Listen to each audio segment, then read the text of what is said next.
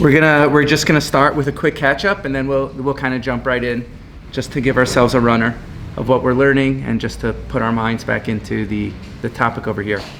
So we've been learning in Orot, Sefer Orot, in the Zeronim section. We're learning in Zeronim Os Hey Yisurim Amrekim, suffering that cleans, and we're talking about Rav Kook on healing and suffering. And what we have been discussing is that this ultimate paradox that we will all inevitably experience pain in this world. We all will inevitably experience existential suffering. Oh, good to see you. Right? And that's just the nature of the beast. It's part of the humanity. It's built into the system. It's not due to our own chisaron, our own lackings, our own deficiencies, our own psychopathology, but it's due because precisely those are the rules of creation, that everyone is going to experience difficulties, everyone's going to experience hardships.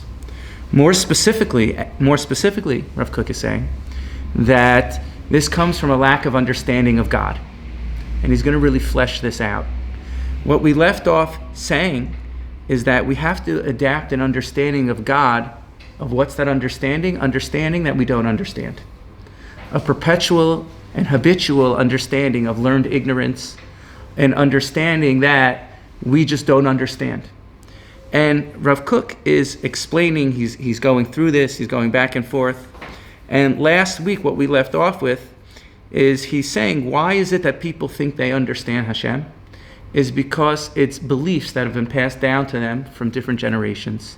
He calls it, in his words, ha-hergel v'hadimyon hal-yelduti, the habituation and a childish way of thinking.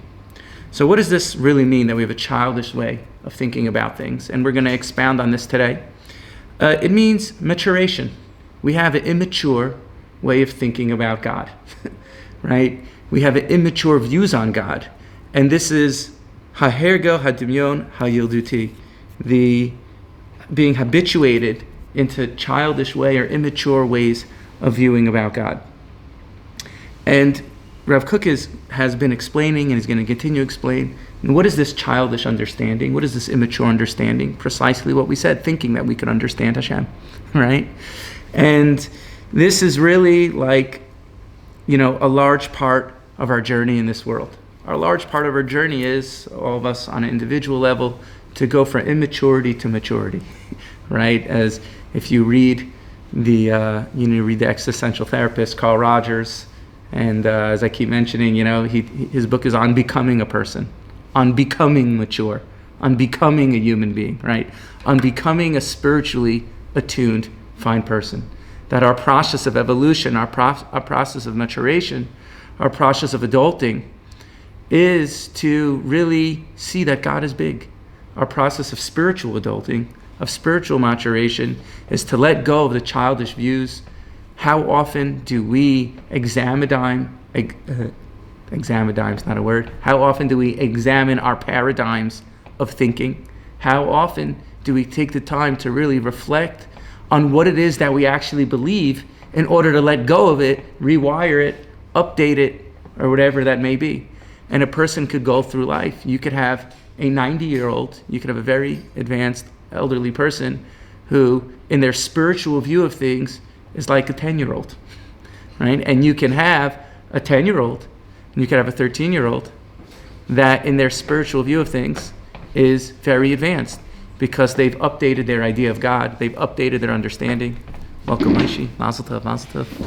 Wish a mazel tov to the Deutsches. They had a new grandchild. So we need to adultify, we need to upgrade our understanding of things. What Rav Kook is going to say, again, just foreshadowing a little bit, he's going to say that we need to, in order to really mature and examine our paradigms of thinking, to really upgrade ourselves, we need to be humble. We need to be humble. Good old humility, right? Hachna and humility. And now let's jump in to where we left off. If you have there's 3 paragraphs on the page. The bottom paragraph starts with Kol hatzaros sheba olam. All the pain, all the tzaros sheba olam. Do you see that? Kol hatzaros sheba olam. Okay. Now, Rav Kook is going to make a very, very bold statement over here. Do you have the sheets? Okay, Rav Kook is going to make a very bold statement. So if you want to know where all the pain and suffering in the world comes from, all the difficulty in the world comes from, Rav Kook is going to say now, okay? Kol hatzaras sheba'olam, all the suffering and all the pain in the world, biyichud hatzaras haruchaniyut, in specific hatzaras haruchaniyut, spiritual pain, spiritual sufferings, tuga, anxiety, kotzer ruach, frustration, bechilat hachayim, and I'm exactly not how to translate bechilat hachayim, right? What is it? Like sick of life, like a sickness, right? Sick of life, right? I'm just sick of it, right? Burnt out. Yeush, discouragement, despondency, right? Sheba emes, hein hinan hatzaras hikarash adam, right? Anxiety, depression, worry, frustration, right? The main things that people struggle with, right? Sheba emes hinan hatzaras hikarash adam, the main things that we all suffer with. Af hein einam baos ki im mipnei choser deya. These only come from why? A lack of awareness, of deya, of understanding. And again, this doesn't mean intellectual understanding. This means awareness, full integrated understanding. Listakel hestaklis behiras begeyas Hashem. To clearly, with a penetrating heart and mind together, to understand the clarity of the geyas Hashem, the pride, the proudness, the bigness, in a certain way of God. So Rav Kook opens up with an amazing statement over here. All suffering in the world, all anxiety, all depression, all angst, all existential angst, everything, it comes from the lack of clarity of God, which is like remarkable, right? Like that's an amazing thing. And this feeds into what he was saying in the previous paragraph. What was he saying in the previous paragraph? That we have a childish understanding. We haven't reached a mature adult understanding of God.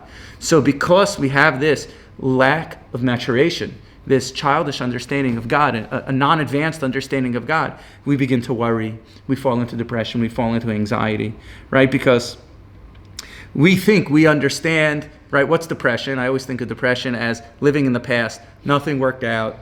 Oh, poor me. Look, things in my life don't work out. So you're living in the past, right? Anxiety is worrying about what's going to be in the future. Oh, look, I wonder what's going to be. I wonder what's going to be. I wonder what's going to be, right? So depression is booking up the past. Anxiety is booking up the future. And so how does that come from a lack of understanding of God, right? Because if we really had a true understanding of God, we'd say, oh, like anything could happen. We'd be in the flow of life, right? Anything could happen at any moment. Just because something was doesn't mean it will be. Right? Just because I messed up or I made mistakes in the past doesn't mean I have to live in my depression about it, right? Because for Hashem, anything's possible, right? And just because I don't know what's going to be in the future, it doesn't mean I have to be anxious about it, because for Hashem, anything's possible. I'm not in control of my understanding, right? I'm not in control of my experience, but I could be locked in, I could be spiritually attuned to the flow of energy, to the sensitivity of a more mature understanding and a childish understanding of what Hashem is. Because I think Hashem is going to punish me. I think I know why I have this difficult relationship, and I think I know I have this tzara, and I think I know why this didn't work out for me, and I think I know why that bad thing is going to happen, right? How many people, something good happens, say, I'm just waiting for something bad to happen, right? Because we really don't understand Hashem. Our understanding Hashem is very deeply flawed. It's very deeply skewed, that we're waiting to be punished because we have this childless thing, this immature view of God that needs to be updated, right? Now he's going to say, ha'achna mipnei ha'eluchos, humility, right? These are two sides of the coin. One is my ego thinks everything's going to happen, and the other is letting go of the ego, let go and let God in, right? So achna b'pnei eluchos shehi davar tvi b'chol hanivra, which is something that is natural. It's a natural to be humble in front of the Creator. B'chol havaya sheparpatiyut, in all of existence, mitgala b'kirbo. Got distracted in my mind for a second. Shehi davar tvi b'chol nivra, right? Natural humility, which is something that is built into the creation. B'chol havaya sheparpatiyut mitgala b'kirbo, and in all the specific actions in all the specific areas of existence gets revealed through the humble person. To make yourself batul in front of the bigness, right? That the individual is batul. He's going to explain. Kal v'chomer p'nei mikor havaya shel haklalut, right? That it's the nature of the world that something small gets nullified in something big, right? It's the nature of the world that the details are batul to the larger picture, right? So every individual, it's the natural humility that occurs when we realize the bigness of God, right? So it's like if a person would even do a mindfulness exercise and they'd focus on their smallness and they focus on themselves and they say, okay, there's me, and then they imagine there's me in this room, and then there's me in this building, and then there's me on the block, and then there's me in Rama Aleph, and then there's me in the entire Beit Shemesh, then there's me in Eretz Yisrael, then there's me in Eretz Yisrael and the Middle East, then the world, and then you zoom out like the Google Earth, right? So a person naturally feels a natural humility. Right, like the Rambam writes, a person wants to come to Avis and Yerush Hashem, they have to think about the creations of the world. They should be mitbonein and contemplate the world, right? So when we contemplate our smallness in regards to the bigness of things, that creates a hachnat va'i. That creates a natural humility. And even more so when we think about the makor, the source of all life itself. That a person can feel the loftiness of God, that no matter what we could imagine, Hashem is so much bigger than that. There's no pain and depression in that.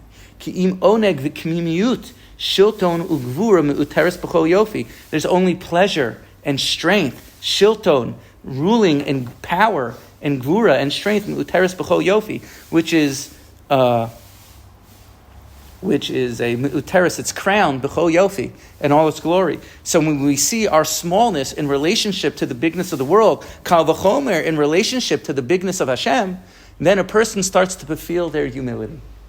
And not only do they feel their humility doesn't mean thinking less of yourself, it means thinking of yourself less, right? It doesn't mean running yourself down and thinking that you're a nothing, right? It means being selfless, thinking of yourself less, right? Selfless, less of myself, selfless. Okay, you got it, right? So and this is ukishmet p'teach hakara zo shel geras Hashem b'kerv nishrama, and when a person starts to deeply recognize in a penetrating way the bigness of God amidst their soul, right? B'chol darchecha hi meratzes hachayim b'shubad hamtvai, right? B'chol, in every aspect of his life, meratzes hachayim, he desires life b'shubad hamtvai, with natural responsibility. Now a person starts feeling a natural dedication to life itself when they realize their smallness amongst the greatness. Mimalatam nachas, you get filled with pleasure. V'chayim, and life. Lefi oso hamida shebeprat makir es godo haklal v'hader mikoro. According to the amount that specific individual sees the bigness of the greatness of God and the greatness of the source of things. V'chol oz v'ahod shema'achuzat mitzios holech u'mit'aleh. And all the splendor and strength mimachusas ha'mitzios that is seen within existence, holech u'mit'aleh, it all begins to elevate. It all begins to lift upwards. Mitkalel u'misader. It becomes absorbed and it becomes refined. Al yidei haknata shal haneshama lifnei yotzer. Through making the soul small, the humility that a person has in front of the creation. So just to say this in more modern day terms, what's he really saying over here, just to speak this out, right?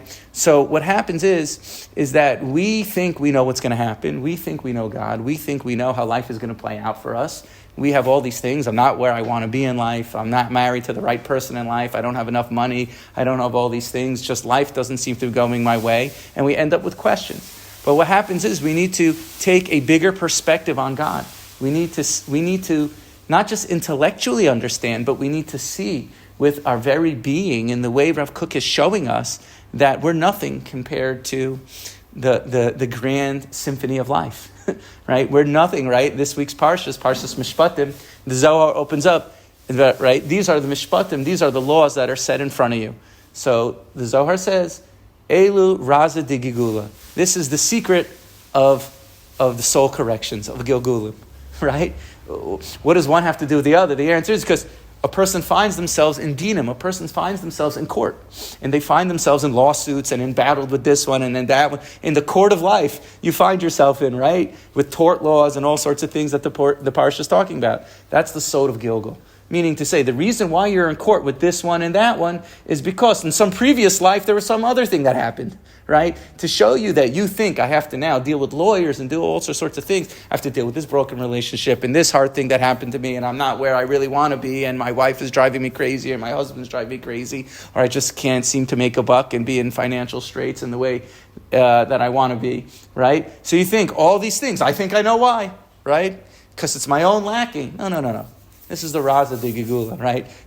We have to be mavatal ourselves and naturally humble ourselves to the symphony of life, to the great vastness of the ocean, and expanding and re-updating and reintegrating our idea of God to understand that we don't really understand anything to begin with, right? And when we really give up of ourselves in that way, we're mavatal, our anochias, our ego, into the grand symphony of life, into the greater scheme of things, we start to breathe. It's going to be okay. It's exactly this way by design, right? I don't need to fight. I don't need to control. Allowing ourselves the ability to journey into the unknown by letting go of the ego, being vulnerable, right? And opening up ourselves into a new experience in front of Hashem, instead of trying to control every last aspect of our experience of God by booking it all up with what I think or booking it all up with what I thought. Becoming depressed about what I thought in the past and being worried about everything that happens in the future, right? So we need to open up ourselves to journey with God by letting go of everything that we think we know, right? And being mavatal ourselves, surrendering ourselves to the experience that's happening to us right in front of our very own eyes, instead of constantly editing because we have this immature view of God. So we're worried that the world is going to beat us up, right? We don't realize that we're in good hands, right? So I'm worried the world's going to beat me up and something bad's going to happen. As Rav Kook says in the previous paragraph, right? Mipnei hahergil v'abdimyon ha'yalduti, because of these childish, immature understanding of God. And all pain and suffering happens because of this, right? So it's amazing. It's like it's amazing. Haktana, go back there, right? Haktana hatvi'it hazot. This minimizing ourselves, this natural humbling of ourselves. Matzmicha gadlus adira. It sprouts strength, power, right? You don't feel powerless, you want to feel powerful. Shilton shall hold malchus unohora ma'aliyah, right? The shilton, the shalit, the rule of the divine kingdom, unohora ma'aliyah. Nahora is light, ma'aliyah, an elevated light. Hamisachekes b'chol eit ba'oneg, that rejoices, to be sochek, like a kid, playful, right? B'chol eit ba'oneg adnas mitziyuta, right? That is playful and joyful, right? Like a child playing at every moment with refinement and true delight and pleasure. Va'aliza bechelka haholech u'misrachev, and being exuberant, Aliza, right? That the name, right? Aliza, being exuberant in your lot in life, haholech u'misrachev, that begins to go and develop and broaden. Holech u'miskadel ad ein cheker, and it goes, that feeling of being happy with your portion in life and not limiting God because of you're booking up everything that you think you know, right? Because of all what we've been saying, it grows ad ein cheker, it's boundless. Ein kates, there is no end. Ad taivas gvos olam, right? And givot olam, right? To the desires of the pinnacle of life. Aval matai hi tvi'it. When is this natural? Right, next page. First word on top of the page is tvi'it, natural. It says 127. 127 on top. So aval matai hi tvi'it, right? He's saying this is a natural part of ourselves. This is something that is organic, right? Organic growth, right? When is this? Kishegdulas ha'elochus mistayeret yafe b'toch neshama. when the greatness, the gedulas habore, is imagined, yafe b'toch haneshama, right? It's mitztayeres. It's like an artist. It's like it's engraved almost, right? It yafe b'toch haneshama, in our souls, right? B'tzura shel deya tahora, in a way of pure knowledge, right? Again, day over here doesn't really mean intellectual knowledge. It means awareness, spiritual consciousness, attunement. Shall seichel mit'ale b'chol mahus, right? V'shel dimyon asoy b'tov ha'chaim milua b'chol hod v'tveres gedula. With elevated intellect, mikol mahus, from all of its everything's essence. V'shel dimyon asoy b'tuv ha'chaim milua b'chol hod v'tveres gedula. And imaginations that are made up of all the good of life, that is filled with glory and splendor that is big. She'az nizba'at hitbaltut mikol zavit haneshama. Then it bursts through and begins nitba'at. It becomes entrenched v'hitbatlut, and we become nullified mikol zviut haneshama, from all the rays of the soul. Mikol klaliut uprateya, right? From all of the expansiveness and all the details of life, right? So this humility that we have is the most natural part of who we are, right? I didn't bring it in, but there's another piece. I just didn't grab the sefer off the shelf. There's another piece where Rav Kook writes, it says, Kol neshama tahaliyah, hallelujah. Every soul is praising and singing God, right? Rav Kook says, the natural state of the soul is singing to God. Our soul is always singing to God. Kol haneshama taluka hallelujah. Right? Every soul is singing to God. The natural state of our very essence is one of dvekas to Hashem, is one of connection to God. But we take our minds and we book it all up with anxiety, worry, depression, frustration. I'm not where I'm supposed to be. This one's not doing what I want them to do. Right? But kol neshama taluka hallelujah. Every soul, natural state, our natural state of being, is one of dvekas to Hashem, right? But our ego and our thinking distorts everything, right? Our looking glass, right? It's like the metaphor comes to me. I don't know if I ever said this here or not, but I always think about there was a woman. Every day there were two neighbors next to each other. And there was one woman, she was in the kitchen cooking, always, every day. And at the same time, her neighbor was doing the laundry, right? You know this metaphor, right? The neighbor was doing the laundry. And as the woman's cooking, she sees through the glass that the woman's hanging up the laundry, her neighbor's hanging up the laundry on the, Israel, you got the clothing lines, pinning it up, right? And every day she says, I don't get it. Why does she not do her laundry clean? She keeps on hanging up dirty laundry. What's with her? And this is going on for months because she's cooking at the same time that her neighbor's doing the laundry. She's looking through the kitchen glass, the window, and she sees her neighbor hanging up dirty laundry. And every day she's like, what's wrong with her? And she's just getting so irritated by everything. So finally she goes over to her neighbor and says, I don't get it. I've been watching you for months. I don't want to say anything, but your laundry's never clean. You keep hanging up dirty laundry. As I'm watching, it's ridiculous. What's going on here? And the neighbor says back to her, she goes, no, the laundry's perfectly clean. Your window's dirty. You have dirt on your window, right? So in the same way, life is happening to us in a real amazing symphonic type of way. But we have dirt on our window. Our looking glass, our paradigm for viewing God is dirty. It's tainted. It's contaminated. It's not clear. We think we know why we're in the position that we're in. Right? It's the sod of Gilgal. I don't know why I'm in court with this one. I don't know why this one ended up to be my spouse. I don't know why this one ended up to be my family. I don't know why I'm struggling in this area. Right? I'm going to now try to figure out why God put me in this situation exactly. It's really hard to make sense out of. And especially when we have a flawed idea of God, because if our ego is scared of being vulnerable and journeying with God, instead of letting go and letting God, we book it up with our thinking, right? This is what Rav Kook is saying, right? Kol hatzara sheba'olam, all suffering, all the pains that a person has. I'm booking up the past, I'm becoming depressed, I'm booking up the future, I'm becoming worried, right? I'm clamping down on the now, I'm becoming frustrated. Why isn't it not going my way, right? So we have to clean our looking glass. But to have a clean looking glass, Rav Kook is saying, is the most natural thing in the world. We just got to let go. We got to surrender, right? Right? Is that, I think that's the, the tefillah, that amazing, the most brilliant tefillah. The serenity prayer, right?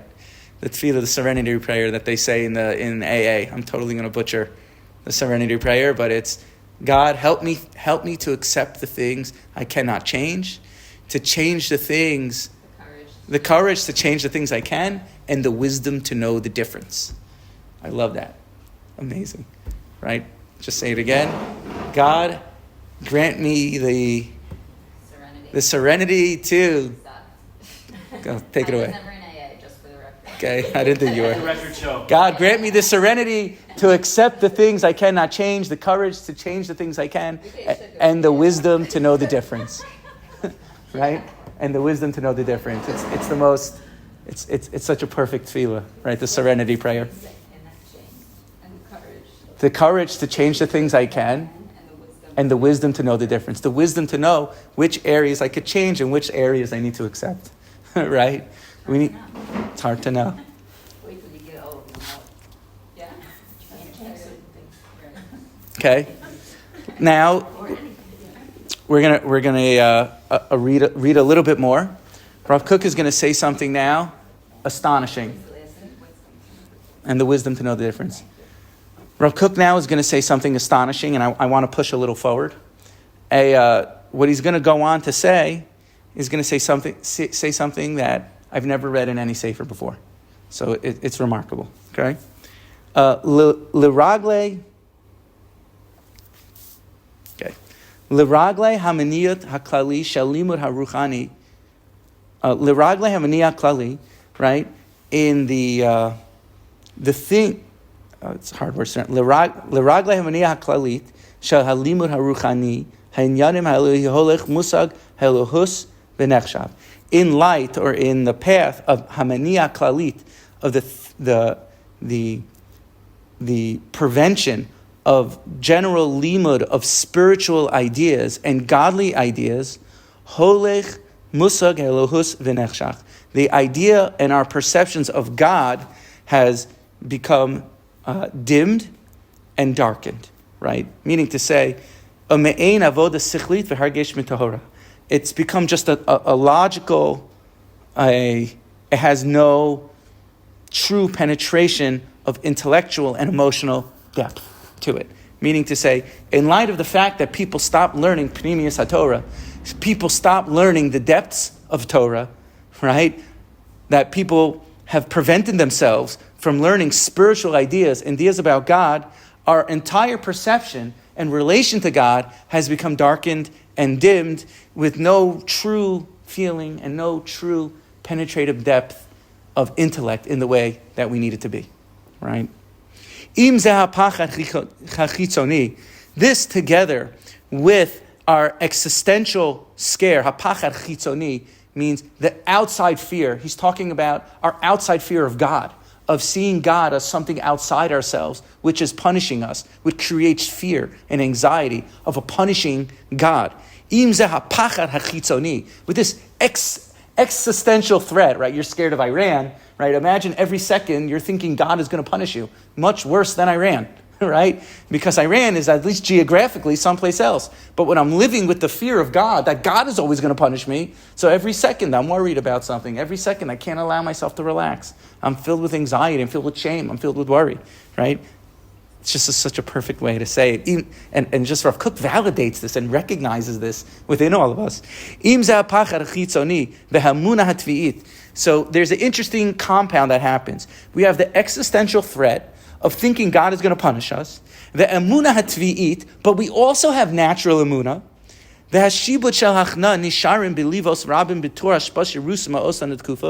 the imprint of the humility that we have from previous generations that we get handed down to us from times of generations where things were properly understood. When they did understand God in a clear way, like in the times of Abraham, in the times of the Beis Hamikdash,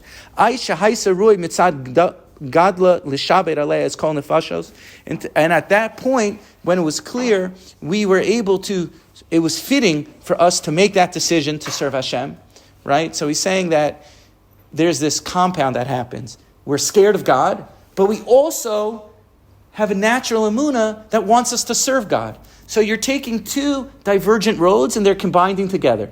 The fear that God is going to punish me, and I'm Jewish, so I might as well be religious. There was a splitting of the sea, there was Avram Avinu, there was a Beis Hamikdash, right? So we take a time period in our history where things were clear, and we can join it together with our natural belief, with our distorted belief that God is out to get us, and it comes up with a pretty toxic combination.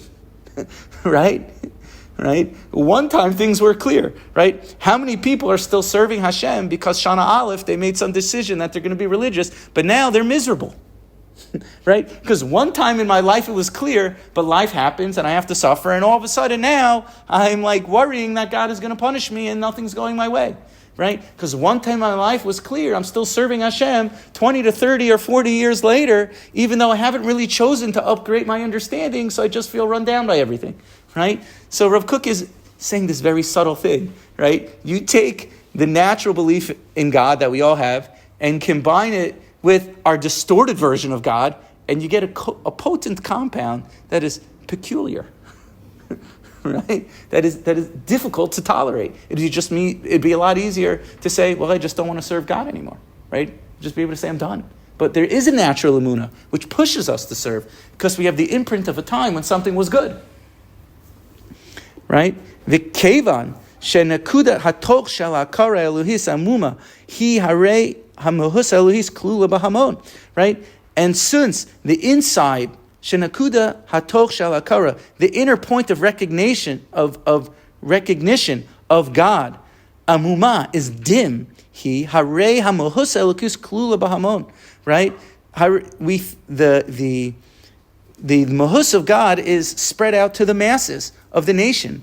V'gam b'yichudim, he's going to explain what this is. V'gam b'yichidim shehem ruyim liot l'meirei derech lahem. And also for the people, individuals that are our leaders, rak b'tor koach takif she'im milam imenu v'hechrechu l'shabed alav.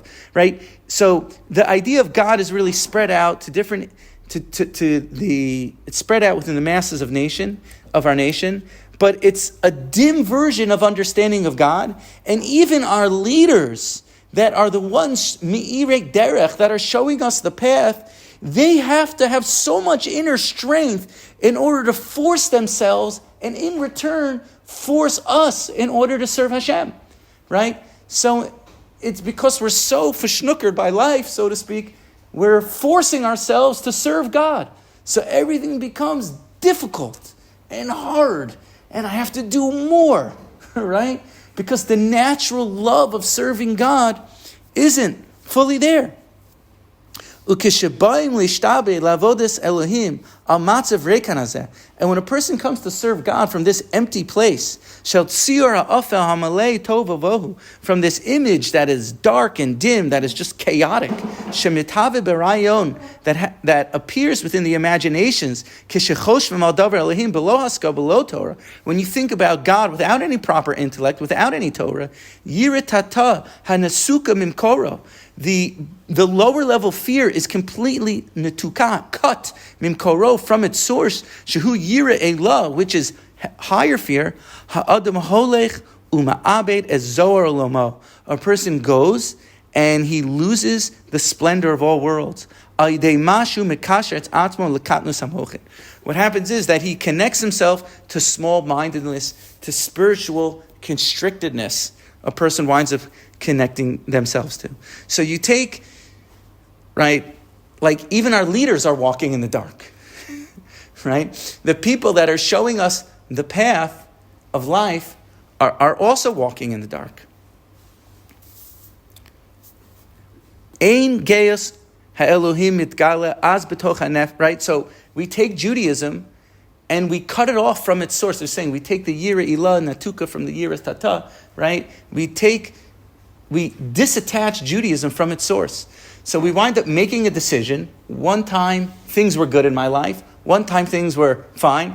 I'm now serve Hashem 20 years later, 1,000 years later, whether historically or whether it's specifically in the person's life.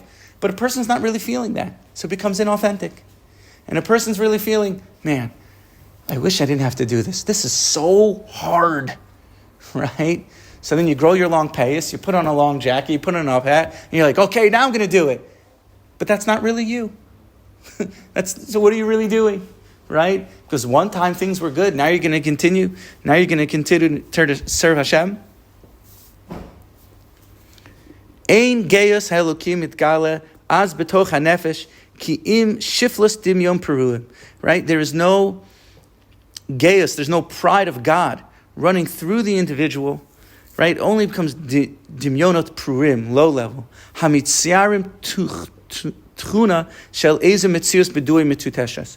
Right? That we look at God in this funny, weak way, midudelas ktsufa, that it's teetering, shebaheles es kol ma'amim bo umidaket et rucho, that it's baffles, shebahelet, it's confusing and baffling to anyone who believes in God, and you wind up religion becomes a thing that depresses you instead of making you come alive. You become oppressed by Judaism. You become oppressed by your thing of God. Everything just becomes a chkenish, I can't. Everything just becomes totally messed up. Right? It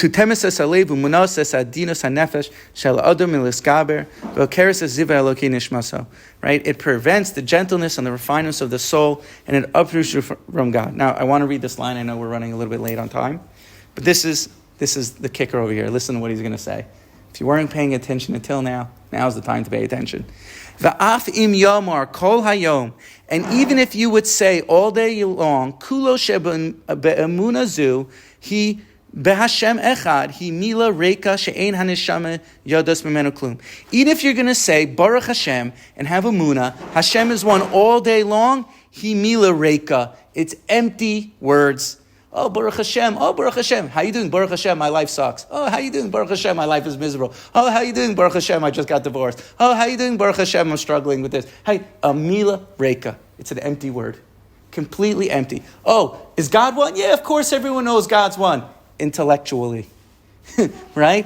It becomes a mila reika, empty word, she'ein haneshamis medena klum, that your soul knows nothing about. You're talking about God all day long, and you know nothing about God. Nothing.